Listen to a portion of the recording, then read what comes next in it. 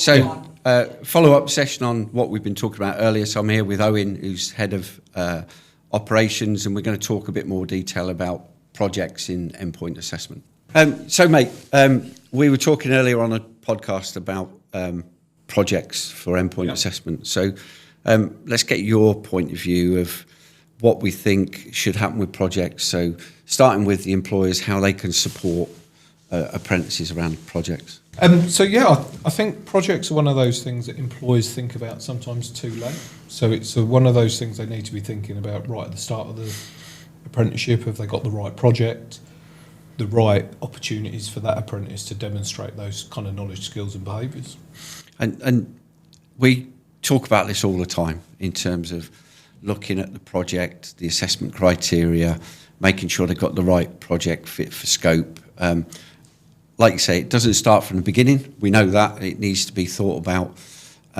Even when the providers are thinking about the job roles that people are in. But getting towards the end and thinking about timescales of when they should be thinking about that project, the length of time they've got to write that project. What things would you encourage people to do? Definitely.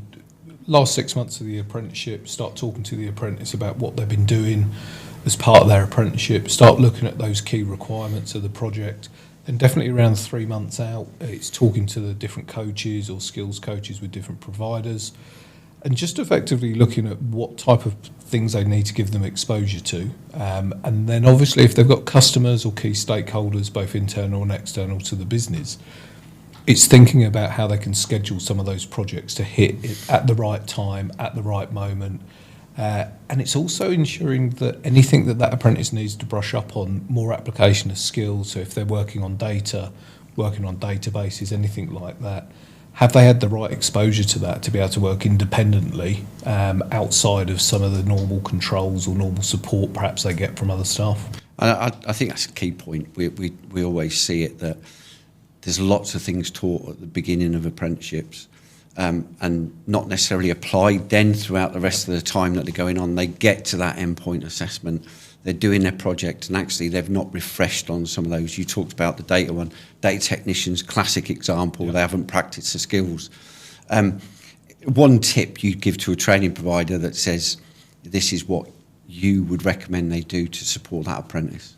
I think it's right the way through the apprenticeship. So where they have keep in touch meetings, one-to-ones, looking at their appraisals, and they're looking at that kind of CPD that an apprentice is actually undertaking, but actually starting to set slight stretch targets. It often gets missed where people are looking at the minimum requirements of an apprenticeship. They should be looking at business value.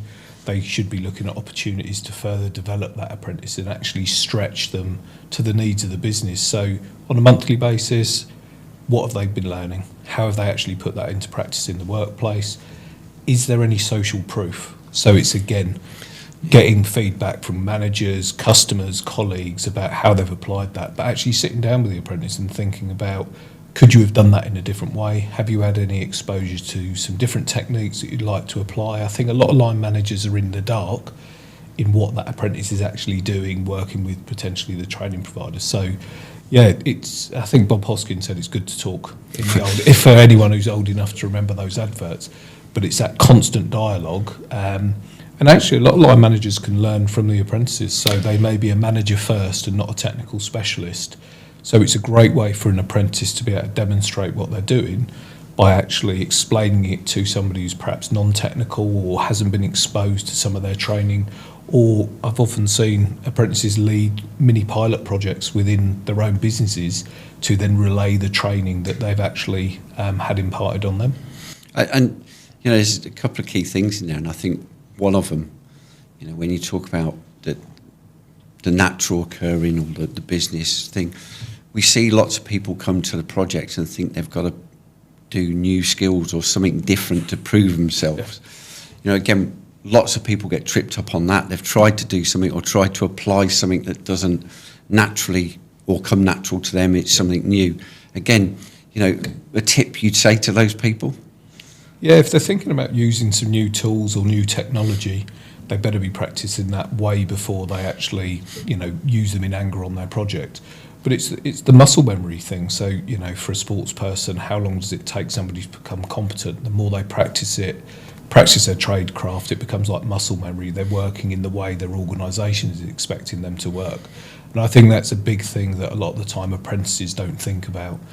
How can you actually just work in the way your organisation expects you to work? You may see the requirements of the project and see the minimum requirement, but actually if your requirement in your own business far exceeds that, have a think about how you can actually demonstrate that. But it's not the time to be testing out new techniques, new tools, because they have to be not only competent enough to deliver them, but when they're actually assessed, is it authentic, is it valid, can they actually talk through their thought process, how they've analysed different things, why they've chosen a different approach. If they just say for the sake of the project, they're probably going to stumble. If they actually can demonstrate the business value or the business requirement, then you're quite often finding they're going to be choosing the right tool or right technique to actually practice. And just on that, because I think it's another point to stretch it just that bit further, we continually get asked the question, but what if we don't hit all the criteria, or how do we get a higher grade, or how do we do this? You know, the assessment criteria is there for them to follow, and you've talked about it being mapped. But there is no right or wrong answer about how do you get a higher grade. You've got to meet all of the criteria. But if you aren't practicing those disciplines, you can't show the scope and you can't show the advancement in using that. But actually then the rationale or the analysis or the evaluation of it, because you haven't used it to that extent. So it becomes a big gap in what they then try and achieve. So I agree with you, stick to what you do know, and you'll be able to naturally get those things to occur. But if you try and something outside of that, it will not work. Yeah, I think if apprentices have, you know, we talk about line managers, we talk about training providers. I think apprentices have got to be evangelical, so they've got to be super positive. They've got to sometimes drive that change, especially if they're working with managers or maybe in teams where they're the only technical specialist. So they've got to be thinking about how can I demonstrate further value and show how. Don't let the project limit my grade effectively. So they've got to look for those stretch opportunities, how they can evaluate, how they can analyse. And there's some of the key things that they're going to have to be their own best salesperson, if that makes sense, and actually convince some of their key stakeholders, working with their coach within the training provider, but encouraging the employer to really, and that line manager, to think about the real benefits that project can bring.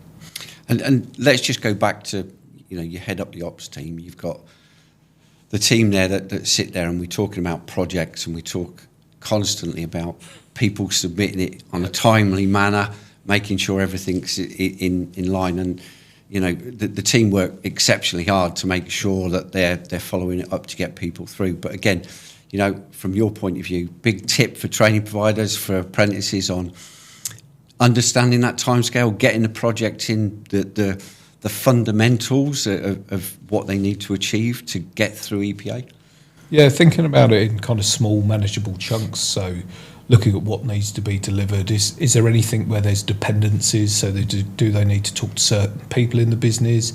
If they're working on things like business analysis, they may be needing to gather requirements from different stakeholders. So are there any other factors that are going to impact on their project, and how do they structure that in the right way? Don't leave it till the last minute. Quite often you see a bit of a pitfall that there are other competing priorities that they have to manage within their own organisations. That, for me, if the project had that much business value, it has that senior stakeholders, you know, buy-in, then there's more reason why they can dedicate some more of their time actually to it, because it's going to be an actual project that the business needs and it has that value. So just making sure they go through that effective project planning, thinking about those key timescales, and don't leave it till 23:59 on the final day of their project to submit. Yeah. So, you know, making sure as well they're not off to get married, not having holidays during that EPA period. So just thinking about right project, right time, not having it in peak time. You know, if they're working in finance institutions or in large retailers, you don't want that in the lead up to Christmas time. So having those conversations early and thinking about when's a decent time to actually undertake their project. And one top tip, just generalising everything that you think, get one for apprentices, one for providers. I think for apprentices, understand that this is a great way of them showcasing their skills not only to an endpoint assessment organisation but to their own businesses.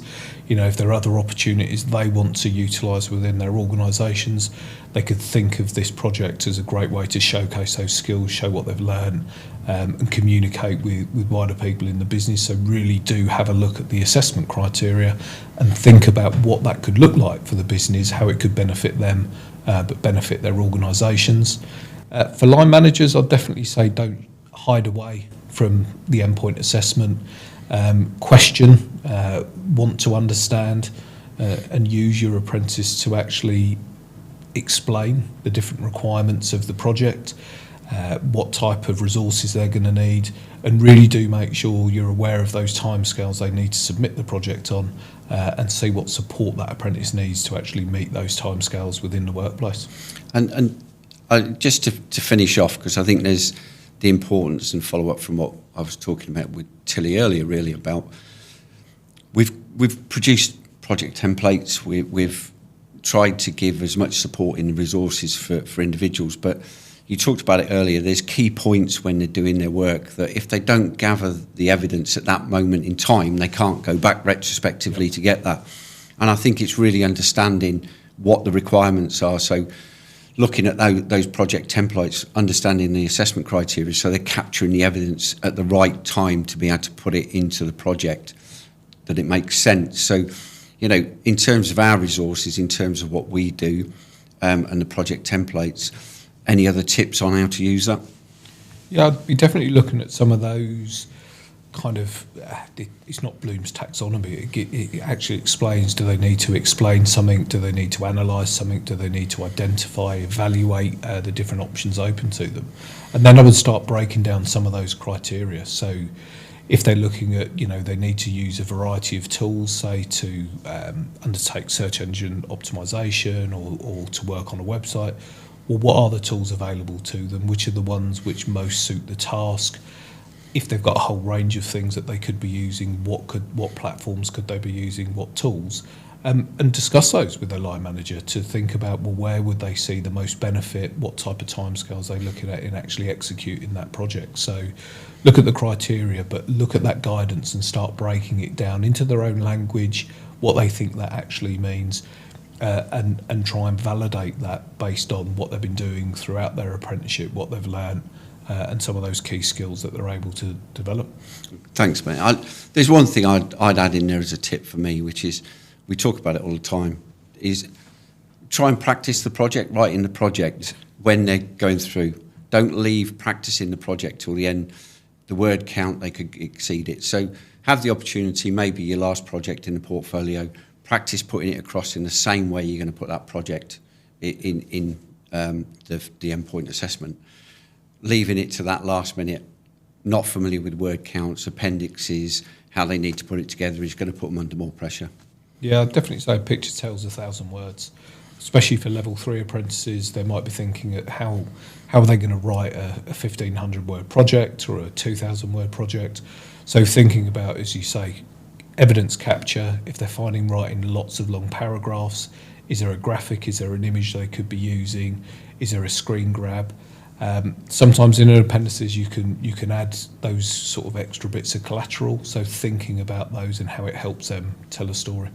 And we've got to say it, go and look at the resources. Yeah. We've got videos out there, how to use the word count, how to do everything else. I think that's really brilliant session, mate. Thanks, appreciate your time. No worries.